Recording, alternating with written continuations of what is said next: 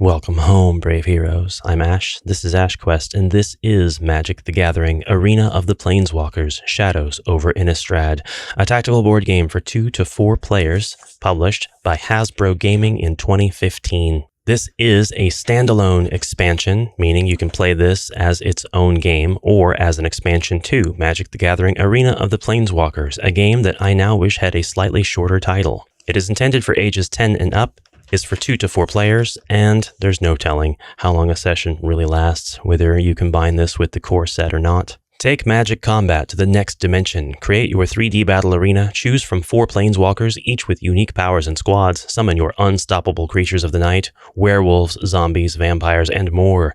Includes 24 figures and 48 spell cards. Shape-shifting characters change the course of battle. Control magical ruins to receive special bonuses. Dual-sided game boards with multiple gameplay scenarios. And of course, you can expand this because it works with Magic the Gathering Arena of the Planeswalkers board game system. As such, you could definitely apply the Arena of the Planeswalkers Battle for Zendikar expansion, I would assume, to this game and completely skip over using the core set of Arena of the Planeswalkers. I have a number of issues with Arena of the Planeswalkers, and I would like to see if this addresses those issues, lending itself to be more of the full experience. It looks like my complaints about the quality of the miniatures prominently displayed on the front of the box is slightly addressed. There are sculpts here that I think are vastly superior to those of the sculpts contained in the core set. Specifically the Mad Prophet, the Necro Alchemist, and Avacyn. They look amazing, and they actually look like they have a little bit more of that heroic scale to them. Although I don't think that is quite the case, it is easier to see their features. Of the painted sculpts, Jace, Sorin, Nahiri, Arlen, and Arlen Moonblessed. At least for Sorin and Nahiri, the details are very clear. Jace looks really good here too.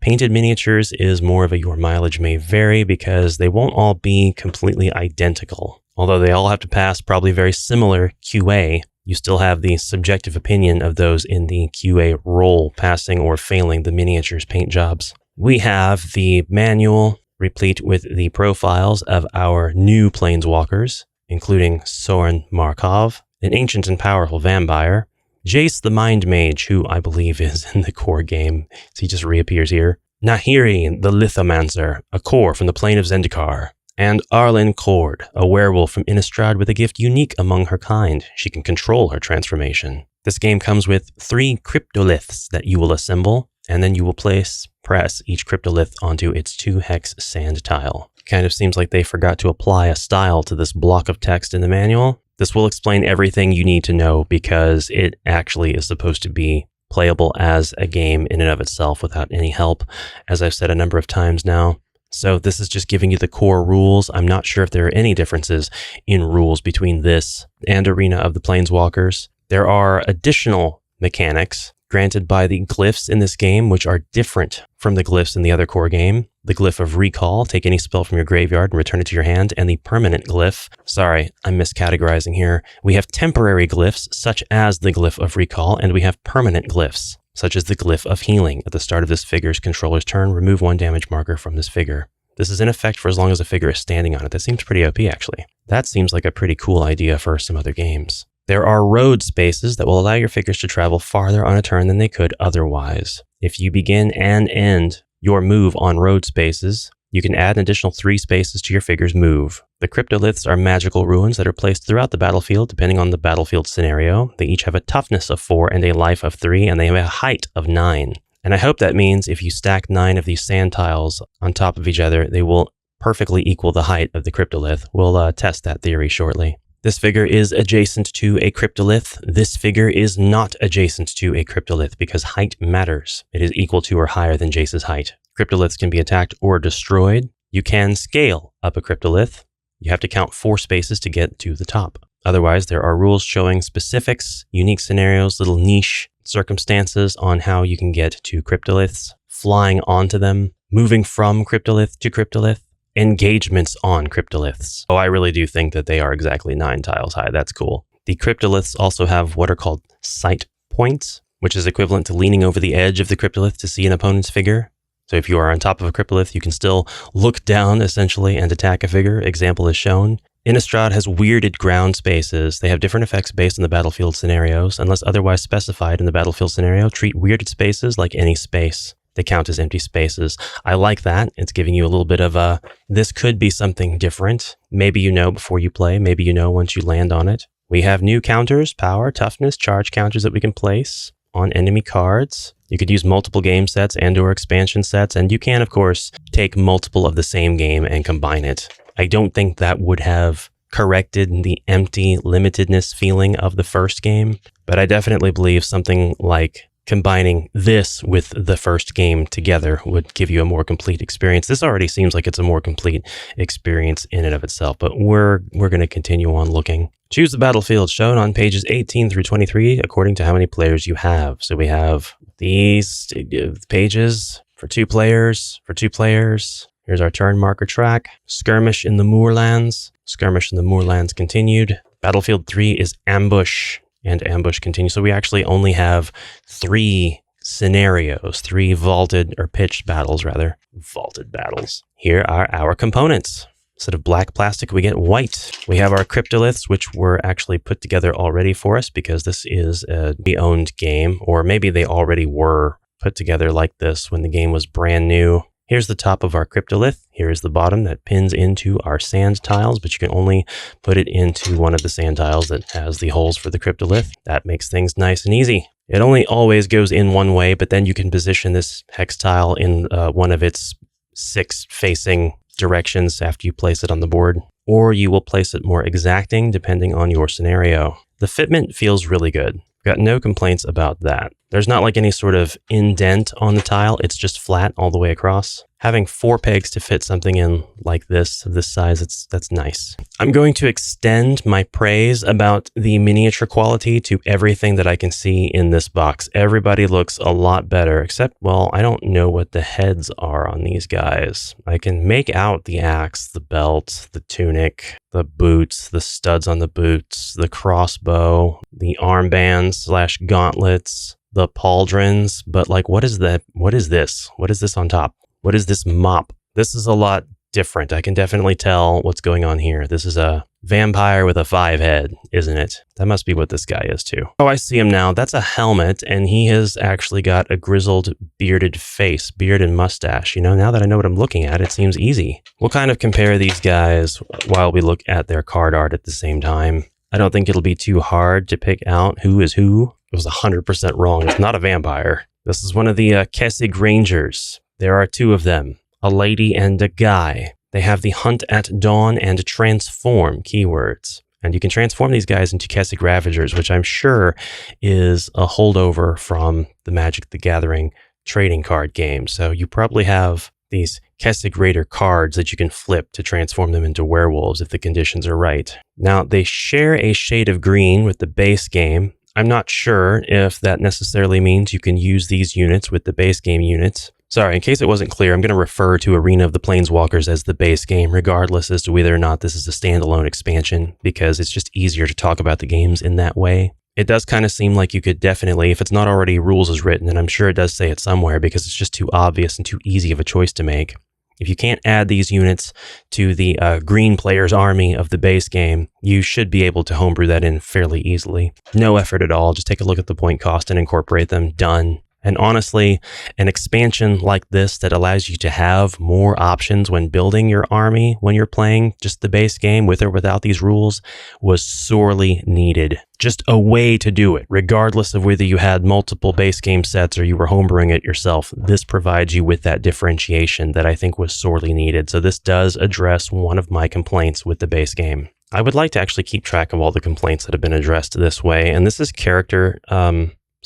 army development, army variation. That is addressed. Miniature quality is addressed. These miniatures are superior to those in the base game. They are a much better representation of what Wizards of the Coast and Hasbro have in terms of money. Never mind the cost of the games, the actual price, because if a miniature is good enough, we should be willing to pay a little bit more to justify the cost of it. I would like to reward behavior of having miniatures that look this cool. These guys look awesome. They look so cool. these ghostly dudes in chains. We're going to find their character cards so we can look at their details now. They are the Lantern Geists, and I highly appreciate the different sculpts here. They didn't have to do that. They could have cheaped out and just used the same sculpt. It would have been a lot, probably more difficult to remember who you activated or didn't activate unless you were using tokens or counters, and I'm glad that they didn't go that route. So these are squad creatures, spirits. Obviously, they're blue, so water terrain player will love these guys. They have flicker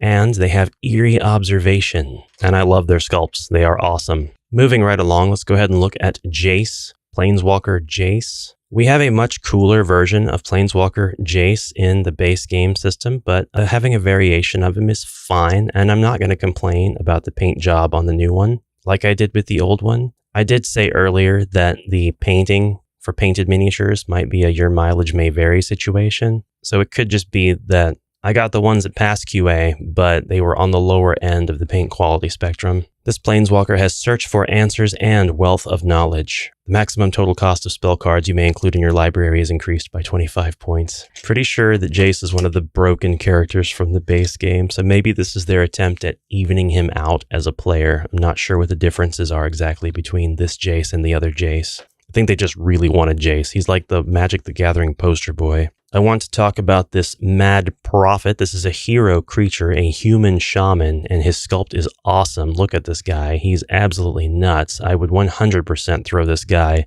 in a dungeon crawling game or a game of Talisman or something. He looks really fun, really, really fun. His details are great. His hands are huge, really lending to that superior heroic scale aspect. He has haste and insistent ravings. As I should have expected, the vampires are, whoa, they're actually red, but they use vampires red? I have a deck that primarily uses black for vampires. I guess vampires can be any color, and I shouldn't be so colorist about it. Red players deserve to have cool vampires too. Well, no, they don't, because they get explodey goblins. Whatever. The squad creatures, vampire warriors, have Arrogant Strike. This is one of the 3 sculpts. This is another of the 3. This is the lady. I am actually kind of a fan of her overall design, but she is quite small. And then our 3rd sculpt. So we have one staff user, one whatever the heck this thing is, twisted sword, and one whatever the heck this thing is, short sword. It's Magic the Gathering. I'm not going to gatekeep the weapons in this fantasy world. I'm sure it hurts to get stabbed with any one of those 3 things.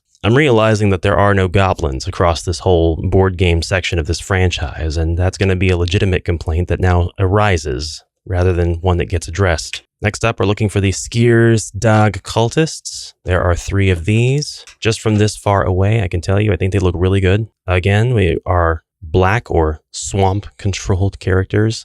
I don't think we actually refer to any of the colors by their terrain type, so black, I guess, is how we refer to these guys. Carrying magical lanterns and wards of other strange implementation. Our first slightly muddied miniature, but he's okay. He's fine. They have Dark Bargain. At the start of Skier's Dad Cultist turn, you may deal 1 damage to a cleric creature you control. If you do, each cultist gets +1 attack until the end of the turn. And Indoctrination. And I forgot that I wasn't reading these out loud to you. Now this one is a lady. And she has a mask over her face in the art, as well as the sculpt to give you a better idea of who is who. She also has an orb that you can ponder. As somebody who has an angel-themed white deck, I'm overjoyed that we have Avacyn here on Bloodied Wings. This is a hero creature and an angel, and her sculpt is lovely. I'm actually quite partial to the fantasy angel warriors, Valkyries, things like that. I believe she is a card that I actually have as well. I'm not 100% on that. I do have a lot of really cool angels in my angel deck. She has Flying and the Madness of Angels, and I will read that. At the end of Avacyn's turn, you may deal 1 damage to all adjacent creatures you don't control. Lovely, lovely hero character. Also, it's really nice to have some hero creatures in here that aren't squad creatures, so maybe this was all being kind of developed at the same time in that drawing room when the base game system was being made, because I don't think I could find any hero creatures in the base games, tall vertical cards, and I complained about that. So having hero creatures is another complaint that has been resolved, making those rules make more sense. Next up, we've got the Avacynian Inquisitors. They are also white. Their sculpts are really cool. I like them. It's really clear to see everything that they've got going on. They may have slightly arcane looking armor and gadgetry, but they are no less easy to make out for it. It's not like you're looking at a quiver and wondering if it's actually just a sheath for a blade. These guys have clearly defined features. I really appreciate it. They're also really easy to see on camera. They could have had their black miniatures be this exact same way. I don't know why they aren't. It's not just the material, and although it is harder to show you black miniatures on a camera, it's not just the coloration, it's the details on the miniatures sculpt. They could have kind of edited themselves and scaled back a bit in order to make things more clear like they did with these guys. You can see everything on these guys, which really makes the smaller details stand out more. Love the flame on this torch for this guy too. We have Sorin of the Eternal Thirst next. This is a Planeswalker and our first multicolor Planeswalker, white and black. This was sorely needed as well for the army building aspect of the base game. He has Vampiric Thirst and Blade Master. My favorite Planeswalker miniature so far, probably period, is going to be Nahiri, Fury in Stone. She's just lovely. She is a red and white Planeswalker. Nahiri gets +1 defense while defending with a height advantage with Bulwark.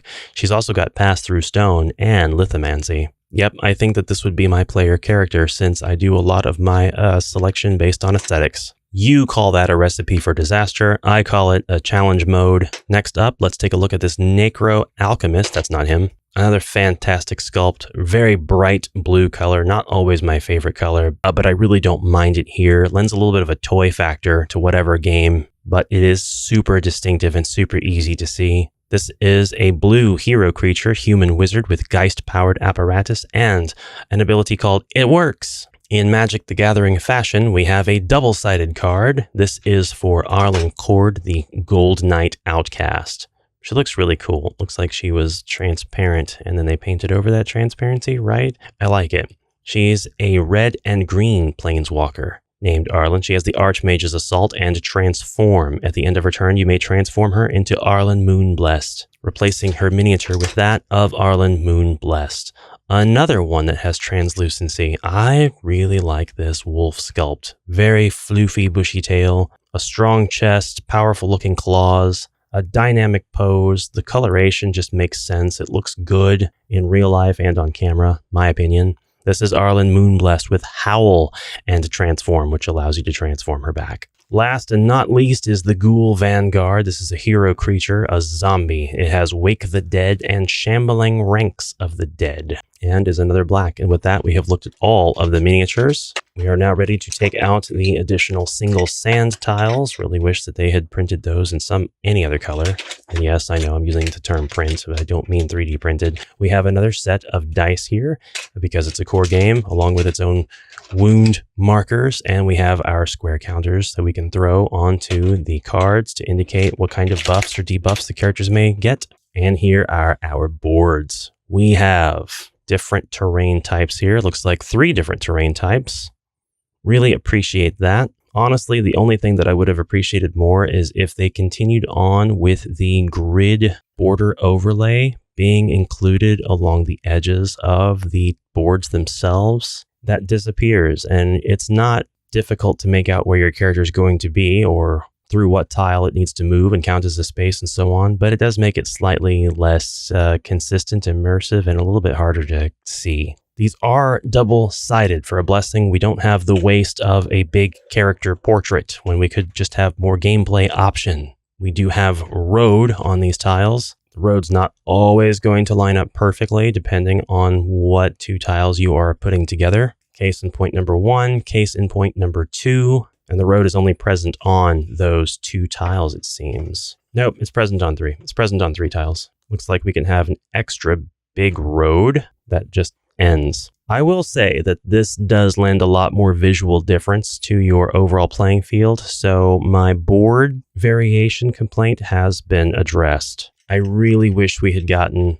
more larger hexes. I'm very glad that this game system comes with these boards and the gameplay happens on these boards. These form a very easy to break down and set up base, and Heroescape doesn't have that. This actually is an improvement, in my opinion, over Heroescape's setup. Although the visual appeal of having a board completely made by these 3-dimensional tiles for Heroescape, you can't deny that that has a very striking and very distinctive appearance. You immediately know what game you're looking at without any miniatures in the playing field. Having these down means that you have all of your ground level complete. The only thing left to do is build up. You'll have to let me know if there are boards like this used in HeroScape at all. I know there are larger tile pieces, so when I say this saves time for setup, I'm quite aware you're not setting up the entire HeroScape system with just like one hex tiles, but you are still kind of having to dig through your total tiles to get out the large ones you need to begin laying the foundations for a given pitched battle. It's not a big complaint. I just prefer this because I believe this makes things a little bit easier. Now, as far as board artwork and stuff goes, I'm glad that they are not completely sparse. I would not have enjoyed it if they had gone that direction and had just given us tiles to kind of make up the difference by placing them over to indicate whether, it's rock or whatever.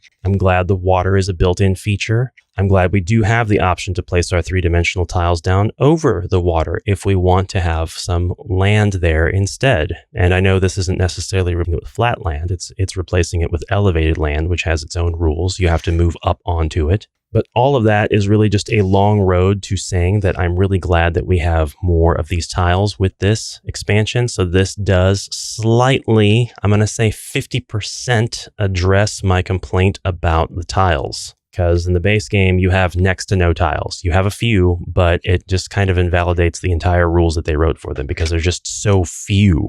Unless you place them on the center board and you are only using like one board out of the 6 that you get, and you basically make it mandatory for your fighters to use those and get up on them and stuff, it's near worthless to have. So this is 9 high when adjacent to the cryptolith. I need one more. I need one more tile. It is exactly 9. So you could do this, and you could do this. This is actually a valid layout. I don't know who would use it, but you could definitely build this and use this in your game. So you could have a space here that you'd have to get up onto. Then you could scale the cryptolith, or you could scale it from the bottom, I suppose.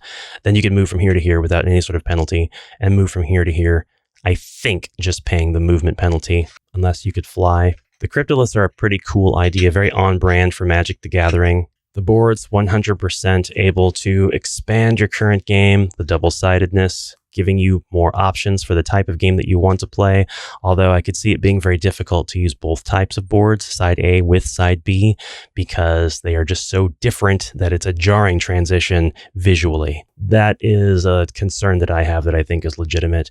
As far as cards go, we have all kinds of new ability cards with their own point values. We've got Malevolent Whispers. We've got Harness the Storm, Rush of Adrenaline, Senseless Rage, Stensia Masquerade, that's a really pretty artwork on that card, Burn from Within, Nahiri's Machinations, Burn at the Stake, Dissension in the Ranks, Rolling Temblor, Creeping Dead, Barter in Blood, Behold the Beyond, Harrowing Journey, Corpse Lunge, Ever After, Spare from Evil, Skillful Lunge, Silver Strike, love that, Fell the Mighty, love that card, Not Forgotten, in terms of artwork, Stone Will, there's my pretty Nahiri again, Ghostly Possession, Chaplain's Blessing, Tenacity, Angel's Mercy, Hope Against Hope, moving my thumb so you can see the text if you need it. Survive the Night. I love this artwork and this concept on this card.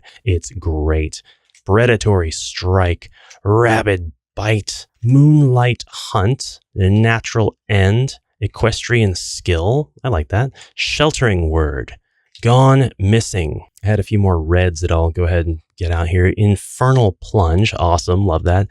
Dual Shot. Love that one as well. Gone Missing. For the blue, Mind Tricks, Infinite Reflection, Jace's Scrutiny, Trail of Evidence, Pieces of the Puzzle, Welcome to the Fold, Essence Flux, Ghost Form, Curiosity, Ghostly Wings, I really like that, Pour Over the Pages. In its entirety, that is Shadows over Innistrad, Explained. Reviewed at surface level. This is definitely something that I would incorporate into my Magic the Gathering experience, and should I do a playthrough on the channel, I'm going to incorporate this, if not play it solo, because solo as in just using these components, because I really vastly prefer everything that has come with this. I would say this improves over the base game in every way. It is now missing the glyphs. I would have thought it very cool to have seen more of these glyphs, but it's fine given everything else that this offers, especially, again, at the price point, which I don't want to keep using the price point as a defense, because at some point,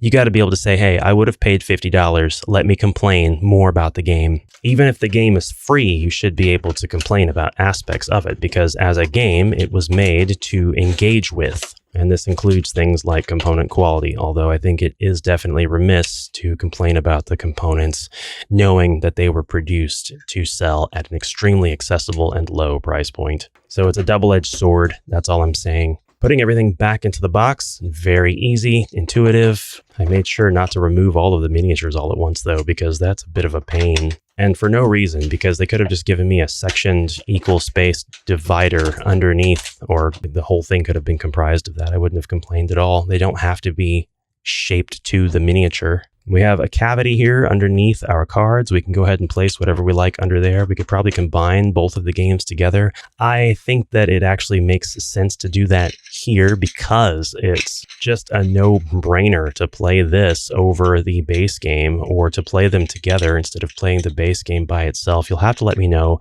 if you disagree, especially because anybody watching this is probably going to have a lot more experience playing Magic the Gathering than I do. I'm very much on board, though, with the idea that this makes things a lot more feasible and makes the game that I have complained about so much in a previous video a much more viable option when you have so many things competing for your attention. I don't like the amount of force I have to use to press down on that, and it doesn't really seem like I can slot these in from the side, so that's going to require a little bit of modification so I don't wreck my cards. Nihiri, I might have to homebrew you for my HeroQuest games. You are just lovely. Oh, me, I routinely simp for miniatures, don't worry about it. Almost want to do a separate Will It HeroQuest for this game. I'm just going to be repeating a lot of the same points that I've either made in this video or in the other Will It HeroQuest video for that other Magic the Gathering based game. But some of this stuff is so cool looking. Avacyn, I want her in my game. Nihiri, I want her in my game. I want the Necro Alchemist in my game. Sorin would make a fantastic vampire character in the game as well.